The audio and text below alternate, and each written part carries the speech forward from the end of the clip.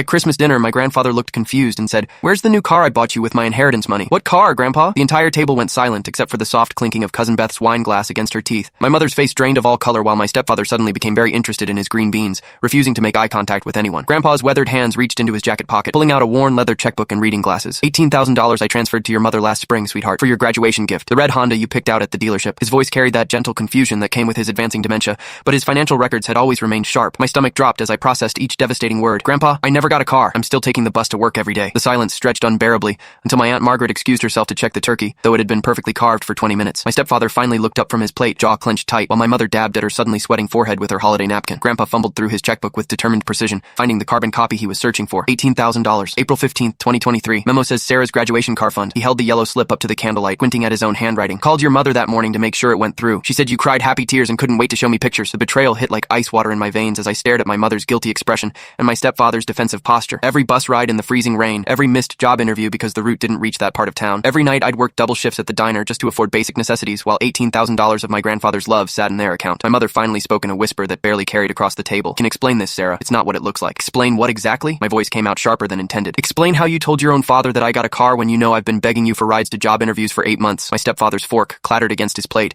as he finally looked up with something dangerous flickering behind his eyes. The rest of the family sat frozen, probably calculating how quickly they could escape this genetic crime scene. Grandpa's confusion deepened as he looked between us, his mind struggling to process why his generous gift had evaporated. "But Dorothy, you showed me the pictures on your phone. The red Honda with the bow on it." Sarah was so excited she was crying. His voice broke slightly, and I realized this sweet old man had been living for months believing he'd made his granddaughter's dreams come true. My mother's hands shook as she reached for her wine glass, downing half of it before attempting to speak. "The thing is, Sarah, we had some unexpected expenses with the house repairs and..." She trailed off as my stepfather shot her a warning look that could have frozen the gravy. The pieces clicked together with sickening clarity as I realized they'd been actively deceiving my grandfather about it for 8 months. "Show me your bank statements," I said quietly, my voice carrying the kind of deadly calm that comes right before someone completely loses their shit. "Show me exactly where that money went." The Christmas tree lights twinkled mockingly, while my entire family sat in stunned silence, probably realizing their little secret was about to explode like a nuclear bomb at the dinner table. 2 hours later, after Grandpa had been taken home and the family had scattered, I sat in their living room with bank statements spread across the coffee table like evidence. The $18,000 had been systematically drained through casino ATM withdrawals, luxury restaurant charges, and payments toward my stepfather's motorcycle I'd never even seen. The red Honda with the bow had been a complete fabrication, probably a stock photo they'd shown my grandfather. When I contacted an attorney the following week,